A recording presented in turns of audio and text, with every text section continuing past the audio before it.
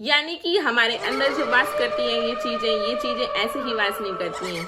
अक्सर कमजोर दिल वालों लोगों को ये चीजें घेर लेती हैं, यानी कि ये आत्माएं इस तरह से कब्जा कर लेती हैं इंसानों पर, ना ही वो निकल सकती हैं ना ही वो उनमें रह सकती हैं। जैसे हम इंसानों के बीच एक अच्छा इंसान और एक बुरा इंसान होता है, ऐसे ही इन आत्माओं में भी एक अच्छी आत्मा और एक बुरी आत्माएं होती हैं। यानी कि अच्छी आत्माएं तो वो होती हैं जो कभी किसी का नुकसान नहीं करना चाहती, वहीं बुरी आत्माएं वो होती हैं जो हर किसी का नुकसान करके अपना भला करना चाहती हैं। लेकिन हम लोग आम लोग इंसान तो इंसानों के बीच में रहकर पहचान लेंगे कि ये इंसान कैसा है और ये इंसान कितना बुरा है। लेकिन वहीं इंसानों के बीच रहकर क्या कोई यह पहचान पाएगा कि इस इंसान के अंदर आत्माएं हैं, और आत्माएं हैं तो इस इंसान के अंदर वो अच्छी आत्माएं हैं या बुरी आत्माएं हैं। तो चलिए इस कहानी की शुरुआत मैं करती हूँ आपके साथ, जो कि एक सच्ची घटना पर आधारित है। कमजोर दिल वाले ना देखें इस कहानी को, क्योंकि कमजोर दिल वालों के लिए ये कहानी नहीं बनी है। कहानी नहीं कह सकते इसे, एक सच्ची घटना है। तो यानी कि एक सच्ची घटना कमजोर दिल वालों के लिए बिल्कुल भी नहीं बनी है। तो ये बात है एक गांव की लड़की की, जिसका नाम था प्रिया। प्रिया लगभग 18 साल की थी, और 18 साल की लड़की आजकल बहुत चुलबुली होती हैं। वो अपने गांव में खेतों पर अक्सर आया जाया करती थी, लेकिन उसे क्या पता था कि उसकी जिंदगी की ये घटना इस तरह से घटेगी कि उसके जीवन में कभी खुशहाल जिंदगी वो नहीं जी पाएगी। तो हुआ कुछ इस तरह से प्रिया के साथ कि प्रिया जब 18 साल की थी तो वो खेतों पर गई हुई थी घूमने के लिए। लेकिन आपने कभी ये चीज सोचा है कि गांवों में ही अक्सर लोग भूत प्रेतों को क्यों पकड़ लेते हैं, या फिर भूत प्रेत लोगों को क्यों पकड़ लेते हैं? नहीं, इस चीज की आपने कभी कल्पना की होगी, लेकिन मैं आपको बताती हूँ आज क्यों अक्सर भूत प्रेत लोगों पर कब्जा करते हैं और क्यों उन पर हावी हो जाते हैं। इस चीज की कल्पना आप भी नहीं कर सकते कि आपके ऊपर भी कोई भूत प्रेत हावी है इस टाइम या नहीं है। अगर आप ये चीज जानना चाहते हो तो मेरे चैनल में दूसरी वीडियो डली हुई है, उस चीज को आप चेक कर सकते हैं। तो प्रिया 18 साल की थी, वो अपने खेतों पर गई हुई थी, और उस टाइम पे उसका दिल बहुत कमजोर हो रहा था। यानी कि उस टाइम पे प्रिया की हालत कुछ ठीक नहीं थी, वो थोड़ी कमजोर हो रही थी। और लोग सोचते हैं कि कमजोर दिल वालों पे ये कभी चीजें हावी हो ही नहीं सकती। तो प्रिया 18 साल की थी जब वो अपने खेतों पर गई हुई थी, तो आराम से खेत पर जाकर वो अपने घर के लिए लौट गई। लेकिन लौटने के बाद प्रिया के साथ कुछ ऐसा हुआ जिसकी उसने कभी कल्पना भी नहीं की होगी। यानी कि ये आत्माएं इस तरह से कब्जा कर लेती हैं इंसानों पर, ना ही वो निकल सकती हैं ना ही वो उनमें रह सकती हैं।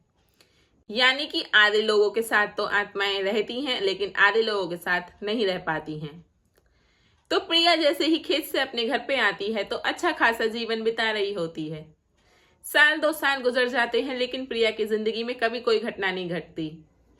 आम जिंदगी जैसे आप लोग जी रहे हैं, वैसे ही प्रिया अपने परिवार के साथ ऐसी ही आम जिंदगी जी रही थी।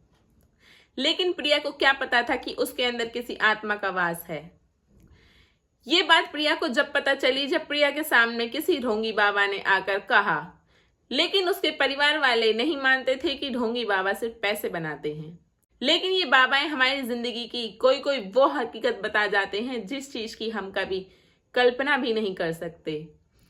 यानी कि उस बाबा ने बताया कि तेरी बेटी पर भूत का साया है। जब उसके पापा ने कहा कि बाबा भीख मांगनी है तो ऐसे ही मांग ले, क्यों मेरी बेटी पर भूत का कब्जा करा रहा है। नादान प्रिया का बाप ये नहीं समझ पा रहा था कि वो सच बोल रहा है। अब उसको क्या पता था कि आखिरकार बाबा ने बिल्कुल सच बोला है। इस बात को उसने गौर में रखते हुए प्रिया की तरफ देखा, और प्रिया ने अपने बाप की तरफ देखा। ना समझ प्रिया इस सब से बेखबर होकर अपने घर में चली गई, और उसके बाबा ने उस बाबा को 10 रुपए देकर भगा दिया। लेकिन उसके बाबा ने इस चीज पर गौर अब तक नहीं करी थी, लेकिन उसकी अम्मा ने गौर करी। लेकिन वो उसकी अम्मा कहने लगी कि प्रिया दिन पर दिन कमजोर होती जा रही है, इसे डॉक्टर के ले चलो। उसके बाबा ने कहा ले चलो, लेकिन उसको कोई बीमारी नहीं थी, तो कमजोरी किस चीज की। जैसे आत्माएं अच्छी और बुरी होती हैं, ऐसे ही इंसान भी अच्छे बुरे होते हैं। लेकिन प्रिया के अंदर जो आत्मा थी, क्या वो अच्छी थी या बुरी थी?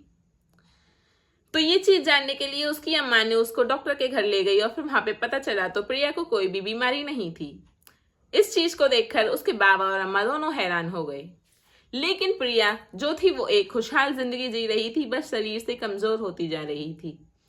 फिर ये सब देखने के लिए